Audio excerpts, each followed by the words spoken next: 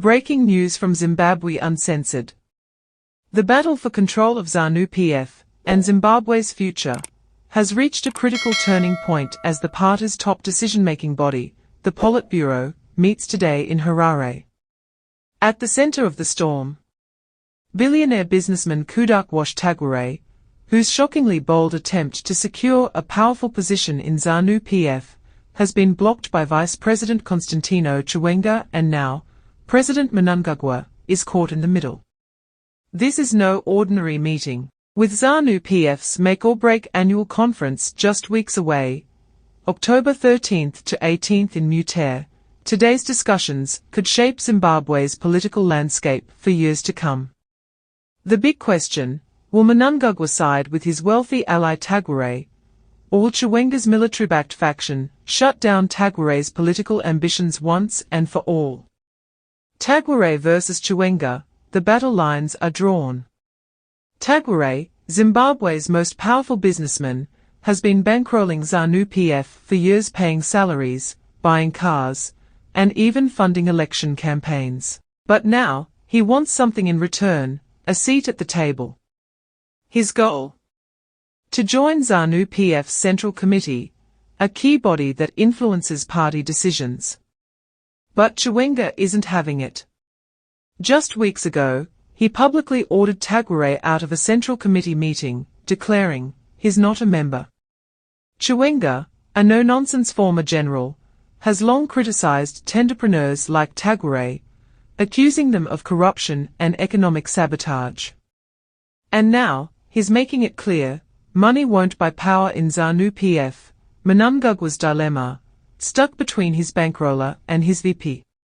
Mnangagwa is in a tight spot. On one hand, Tagwirei funds his party. On the other, Chiwenga controls the military, the same force that put Mnangagwa in power in 2017.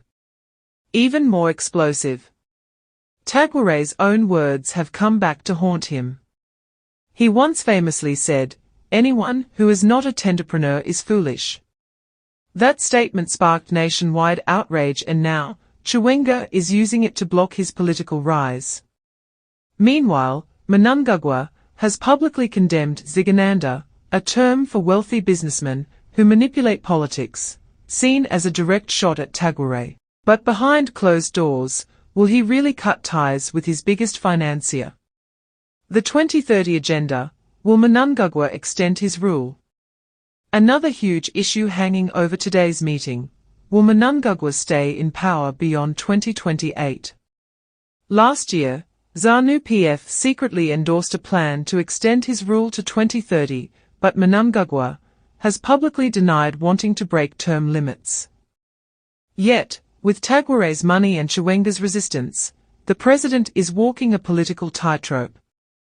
What happens next? Will Tagwirei's money finally buy him a seat in ZANU-PF's leadership? Will Chiwenga's military backing overpower Mnangagwa's financial dependence on Tagwirei? Is Zimbabwe heading for another explosive political crisis, or even a new coup? One thing is clear: the decisions made today will send shockwaves through Zimbabwe's political scene. What do you think? Should Tagwirei be allowed into ZANU-PF's Central Committee? Is Chiwenga right to block him? Will Mnangagwa side with money or power? Comment below. Let's debate Zimbabwe's future. Don't miss out. For uncensored, breaking news on Zimbabwe's biggest political battles, subscribe now to Zimbabwe Uncensored. Hit that notification bell so you never miss an update. Like, comment, share, subscribe.